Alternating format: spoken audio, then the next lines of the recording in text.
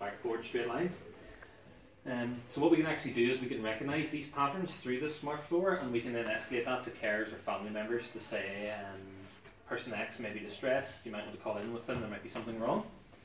What we can also do as well is fall detection, so we can detect if someone actually falls down on this floor. So again, if someone gets up, say during the night with a glass of water, if they fall, they may not be found until the morning or until whenever the next scheduled check is by someone. So again, we can automatically escalate these alerts to family members, to care workers, to say a person in room X has fallen and they've not moved in whatever amount of minutes.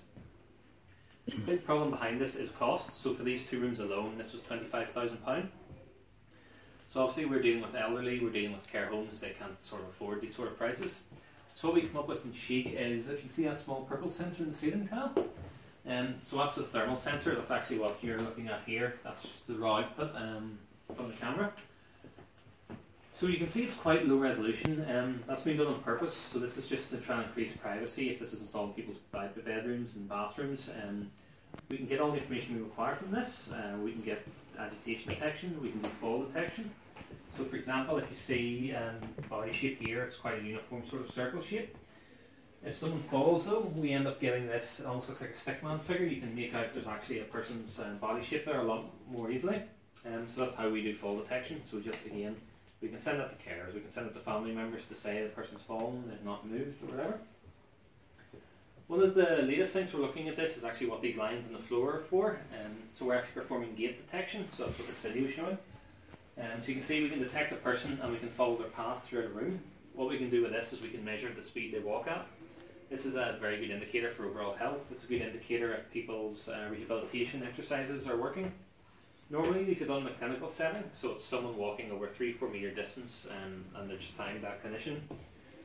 There's some problems with this, because they know they're being observed, they may put extra effort in, they may try and hide symptoms such as if they have a light limp, something like that, or they might just put extra effort in. But with this sensor we can just see how they walk normally in their own home, they're not being observed. We can get a much more truer indication of their gait speed and how their rehabilitation exercises are being performed. Does anyone else have any questions around this, sort of just before we move on any further? One extra few things we can do with this as well is, because we're monitoring gait speed 24/7, we can look and see maybe are they walk a bit slower in the morning, or if they've been sitting for a long period of time, does that then affect their gait? As well as just looking at general sedentary levels, so are they maybe sitting too much during the day, they need to walk more, and they just need to get up and move about more.